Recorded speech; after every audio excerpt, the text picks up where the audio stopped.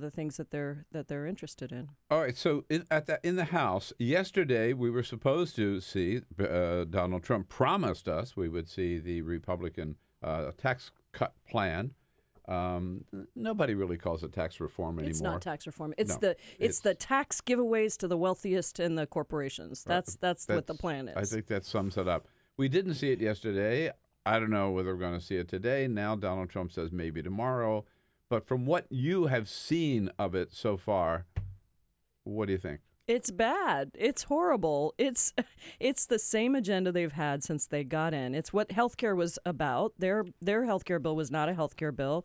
It was a transfer of wealth to the wealthiest from the middle class and lower income folks. And that's what this bill is too. 80%, from what we've seen, 80% of the tax cuts go to the top 1%. If you are in the top 1/10 of 1%, you will get $1 million tax cut every year.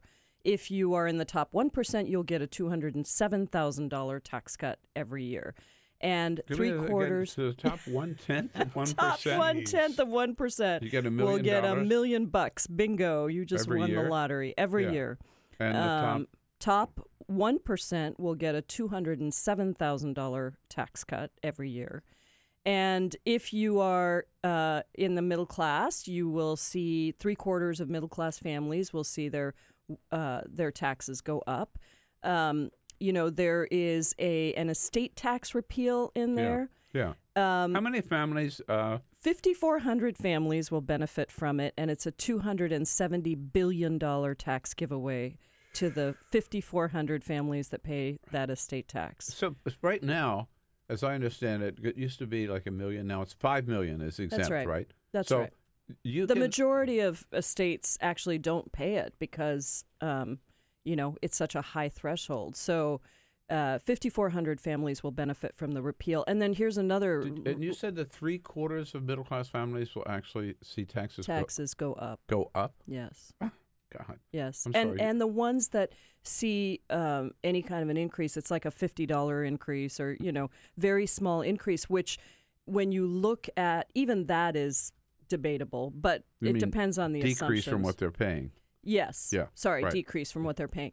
But here's the other thing. $770 billion of that tax cut is going to corporations with this pass-through piece of the legislation. And so Donald Trump and the Republicans have lately been trying to argue that truckers would get that tax break. It's just lies. There's not a single. These corporations that can masquerade as middle-class Yeah, families? it's essentially, these entities that allow for profits to go through them. So LLCs and things like that.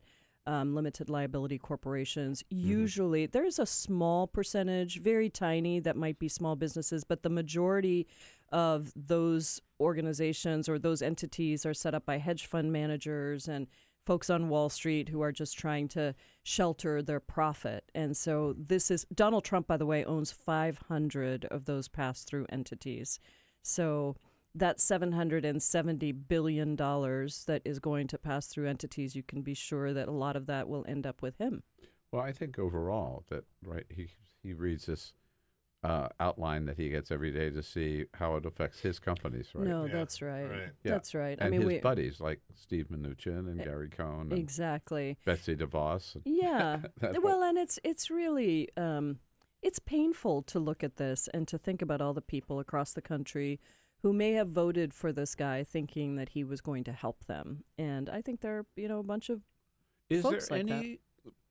Is there anything resembling reform to what you've seen so far? No, it's really just a tax cut. And you may have seen the report that said that Trump wanted to call it the cut Yes, yeah, bill.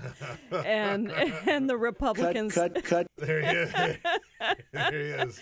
And the Republicans apparently said, no, we have to call it tax reform because people want tax reform because the tax system is unfair to a lot of folks. Yeah. No, I mean... I would agree, I think, that we need tax reform. Mm-hmm. The code is too complicated.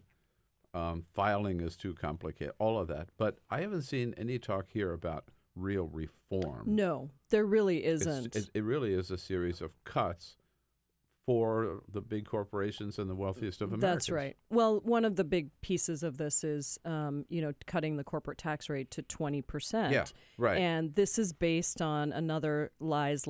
Every time they say cut, I'm going to say lies. That's the real act. Yeah, exactly. Because Trump and Ryan and everybody keep saying that we have the highest tax rate for corporations of any country in the world, and we have to be competitive, and all this stuff. Right. And first of all, it's not true. Krugman did a piece in the New York Times where he talked about the biggest lies, and one of them was this, and he showed how compared to other developed countries, we're not high at all. But the second thing particularly is because of what people pay. Well, right? That's the thing. The effective tax rate is something like 18% because of even though the corporate tax rate is 35%, the effective rate is around between 18 and 19%. And so what they're doing is they're cutting the corporate tax rate to 20, but they're not taking away the loopholes.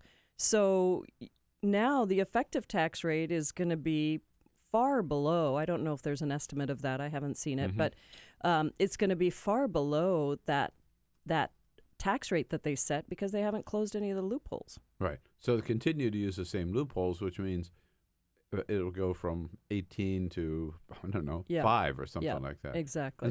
And some of those corporations, as we know, don't pay any taxes at all. At all. Yeah. That was something that I saw in the state when I was in the state legislature and the state senate. We have a very crazy B&O tax system in Washington state that taxes on gross profit instead of net income.